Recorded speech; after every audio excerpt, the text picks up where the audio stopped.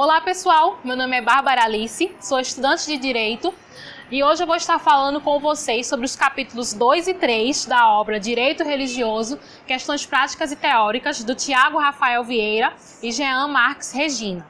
Se você quiser acompanhar o vídeo em que falo sobre o capítulo 1 e o prefácio dessa obra aqui, você pode estar dando uma olhadinha no link que deixarei aqui em cima, na descrição do vídeo.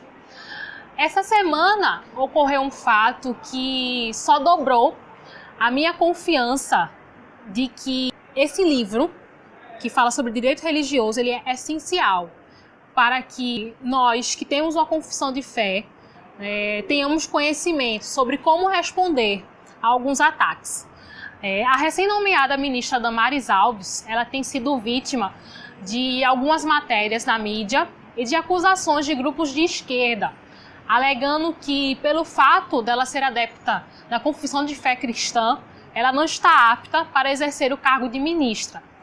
Tem sido lançados vídeos cortados pela metade, falas isoladas atribuindo à ministra algo que está mais ligado a uma acusação sem fundamentação, e ataques em que o principal motivo é a sua confissão de fé.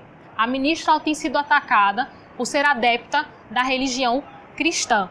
Então, conhecer os princípios do direito religioso e como o nosso ordenamento jurídico ele fornece proteção para nós que temos uma confissão de fé é muito importante, porque isso limita alguns ataques que vêm sendo recebidos não só pela ministra Damares Alves, mas também outras pessoas que têm um perfil conservador, católicos apostólicos romanos, protestantes, que têm sido vítimas de grande parte das nossas matérias e de conteúdos que são publicados, que são falados por grupos de esquerda. O capítulo 2 do livro vai falar sobre ordenamento jurídico vigente e direito religioso. Ele vai explicar qual é a natureza jurídica da igreja e das organizações religiosas, vai falar sobre a vedação ao embaraço, que é o meio que a lei protege a igreja de qualquer impedimento ao seu funcionamento e constituição. E também ele vai trazer uma relação de direitos que foram construídos a nível internacional, declarações que são oficializadas e reconhecidas pelo Brasil, em que as legislações de cada país elas se uniram para garantir a liberdade religiosa. Entende-se que o sentimento religioso ele não é só importante para a constituição de grandes civilizações, mas ele também é importante para a manutenção dessas civilizações. Como foi falado no vídeo anterior, no capítulo 1, que cita a motivação religiosa como a principal base na construção da nossa Constituição e de outras legislações, essa mesma motivação ela é essencial para que uma sociedade ela se mantenha de forma saudável. O capítulo ele fala sobre alguns direitos fundamentais que as igrejas e organizações religiosas possuem e simplesmente os líderes religiosos e os fiéis eles simplesmente não sabem que são portadores desse direito. Questões que envolvem, por exemplo, a imunidade tributária das igrejas. Tem municípios que colocam o alvará como uma condição primária para que assim a igreja possa gozar na imunidade. Isso contraria o que está na lei, porque a imunidade tributária ela é um princípio constitucional e está ligado à motivação da igreja, da organização religiosa. O fim último da organização religiosa é cuidar das coisas que não são dessa terra, coisas que transcendem, numa visão cristã, as coisas do céu. Então, tendo em vista o seu fim último ser um fim transcendental, a igreja ela não tem que estar pagando determinados impostos para as instituições que cuidam das coisas aqui dessa terra. Então, direitos como a imunidade tributária, que são reconhecidos constitucionalmente, e que o município ou o Estado ele não deve criar barreiras nem imposições que não estejam na lei para que a igreja ela goze desse direito. Direitos como a imunidade tributária, eles são citados aqui no livro, e é explicado por que a igreja goza desse direito.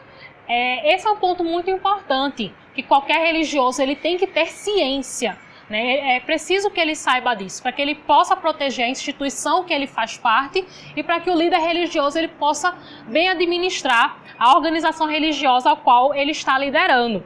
O capítulo aí também vai falar sobre a verdadeira essência do proselitismo religioso, que não se confunde com discriminação e preconceito. O proselitismo religioso é o direito que a organização religiosa tem de falar da sua fé para o público, né? Falar com o fim de convencer as pessoas a serem adeptas da sua fé. O proselitismo religioso ele é protegido por lei, ele é uma garantia legal que os adeptos de uma confissão de fé eles podem fazer uso disso, contanto que seja feito de forma equilibrada e que não ultrapasse o direito de outra pessoa. Muitas vezes se pega o termo proselitismo religioso e se dá uma conotação negativa. É como se não tivéssemos o direito de falar da nossa fé na ala pública, né? Que na visão protestante, por exemplo, isso tem o nome de evangelismo. Quando nós falamos da nossa fé para o público, né, nós estamos evangelizando. Esse ato ele é protegido por lei e ele não pode ser definido como discriminação ou como preconceito, contanto que seja feito de forma equilibrada. E é exatamente sobre como exercer esse direito e por que o proselitismo religioso é um direito que nós veremos o conteúdo desse capítulo 2, né? E um outro ponto muito legal do capítulo 2 é o direito que os pais ou responsáveis têm de criar os seus filhos com base na sua confissão de fé. A narrativa marxista, ela incentiva muito que o ensino, tanto nas escolas quanto o ensino privado, seja feito de uma forma desligada de qualquer crença religiosa. Que o ensino ele seja feito similar à crença ateia, né? Não pode haver nenhuma influência religiosa no ensino. Você não pode ensinar com base em nenhuma confissão de fé. Como se não bastasse, né, esse equívoco na narrativa marxista, eles também incentivam, né, que a educação, tanto domiciliar quanto a educação escolar, eles sejam feitas apenas em um viés, que é o viés socialista, né, o viés do marxismo cultural. Então, os pais, eles têm, por lei, não só na Constituição, mas no Estatuto da Criança e do Adolescente, o direito de educar os seus filhos com base na sua confissão de fé. A narrativa marxista ela fala que não existe neutralidade axiológica, mas quando vai fazer uso do ensino, eles só ensinam apenas em uma perspectiva e querem que os pais, querem que as famílias sigam essa mesma linha de pensamento. Isso contraria o que está na nossa legislação, né? E as bases para que você bem exerça esse direito e tenha conhecimento do porquê você tem esse direito garantido por lei, você vai poder encontrar no capítulo 2 dessa obra, né? Podendo bater de frente, né? Refutar diretamente a narrativa marxista, que se propõe não só a disseminar um ensino que seja ateu, mas também se propõe a combater o cristianismo, uma vez que quando se fala de assuntos como a tradição católica apostólica romana, a influência da igreja protestante na construção das civilizações, eles falam de uma forma equivocada, né? Disseminando mentiras, como, por exemplo, dizendo que João Calvino falou que só iria para o céu quem fosse bem-sucedido aqui na Terra. João Calvino nunca disse isso. João Calvino disse que nós não podemos nos apoiar na nossa condição de pobreza como justificativa para não trabalhar. Quando a escola ela dissemina um conhecimento que não está de acordo com a realidade, ela não só está indo de contra a ética, ao bom costume, mas também está indo de contra ao que está no nosso ordenamento jurídico brasileiro, que é a liberdade religiosa e a liberdade confessional na educação. Isso é tão fato que existe também um direito da garantia de ensino religioso nas escolas públicas e privadas, contanto que seja feito de forma facultativa. Não deve haver privilégio do ensino de uma religião em detrimento das outras, né? Em algumas escolas públicas, aqui em Recife e Olinda, nós vamos encontrar um super privilégio ao ensino de religiões de matriz africana, por exemplo, e nenhum ensino relacionado à religião cristã, né? Ou a outras religiões que não sejam de matriz africana. É papel da escola falar sobre todas as religiões e garantir o ensino confessional, né, contanto que seja feito de forma facultativa e que não ultrapasse, né, e que não seja injusto nem antiético em relação às outras religiões. O capítulo 3 da obra, ele vai falar sobre a estrutura e as etapas necessárias para a constituição da organização religiosa. A igreja, ela não é uma organização desprovida de estrutura, não é uma organização desprovida de funcionamento interno.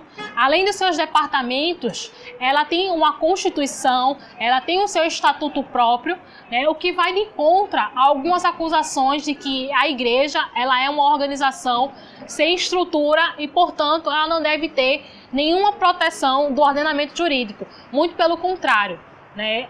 Para que você constitua e para que você mantenha uma igreja, existem etapas a serem seguidas, né? Existe uma dinâmica de grupo, existe uma dinâmica interna e uma dinâmica externa. Ela tem uma organização específica. Os seus membros, eles interagem com a liderança tem papéis a serem cumpridos, existem determinações que são construídas no corpo legal da igreja, e é importante que nós, como religiosos, saibamos quais são essas etapas, para que nós não apenas supervisionemos a estrutura interna da igreja, mas para que nós também tenhamos essa consciência e para que a gente possa promover dentro do meio interno eclesiástico uma organização, né? Falando sobre isso com os nossos líderes, dando acesso a esse conteúdo para os nossos líderes, né? Isso é muito legal porque o culto e a fé em si são o que caracterizam a igreja. Mas isso não significa que a igreja ela não tenha uma organização diante dos homens, né? Isso é tão fato que a liberdade religiosa ela é ampla no sentido de proteger a igreja e as organizações religiosas. Casos, por exemplo, como os que envolvem o plano diretor municipal, determinando locais em que igrejas ou organizações religiosas não possam ser instaladas sem uma motivação específica, isso contraria o princípio da liberdade religiosa. E muitas vezes a igreja ela deixa de se instalar em determinados locais ou até se retira por determinações que não estão previstas no texto legal e determinações estas que são abusivas e contrárias à liberdade religiosa. Sendo assim, é importante conhecer o funcionamento interno e externo da organização religiosa.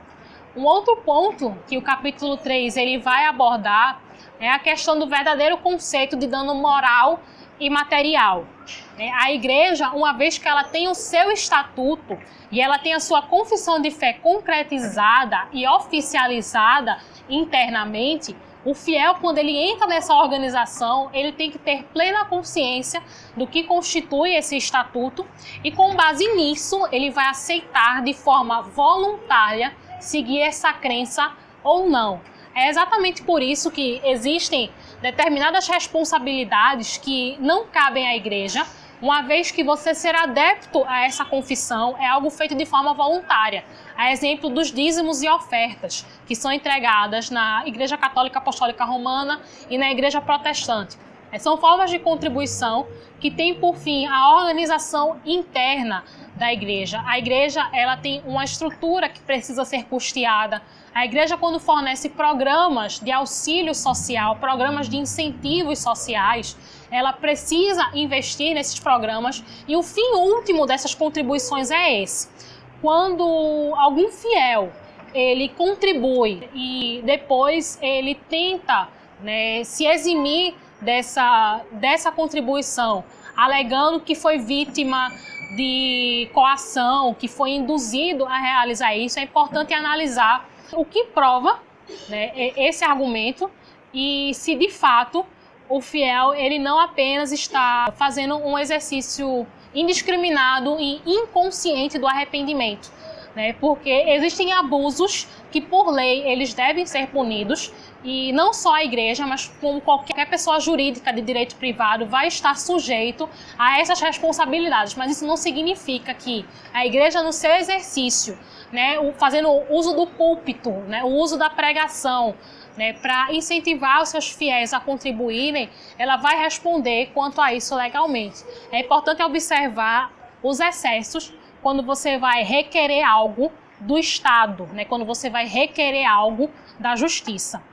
Então, conhecer toda essa estrutura, né, que está por trás e que envolve a organização religiosa é o ponto principal que abarca os capítulos 2 e 3 do livro Direito Religioso. Nos próximos vídeos eu vou estar comentando com vocês sobre os outros capítulos. Espero que vocês tenham gostado.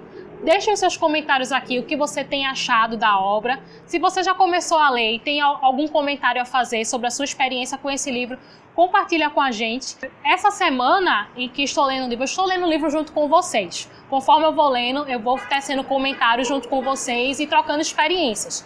Essa semana, quando eu fui em algumas cafeterias, ler algumas partes da obra, eu me deparei com muitas pessoas que ficaram com a sua atenção prendida à capa do livro. Viram direito religioso, eu nem sabia que isso existia. Então, é importante que a gente saiba sobre esse assunto e que a gente fale sobre isso com as outras pessoas também. Foi algo que nós comentamos no último vídeo. A população brasileira ela é predominantemente religiosa. Então, é por essa razão que nós precisamos conhecer e falar sobre direito religioso. Eu conto com vocês para que estejam juntos comigo na construção do próximo vídeo. Até a próxima!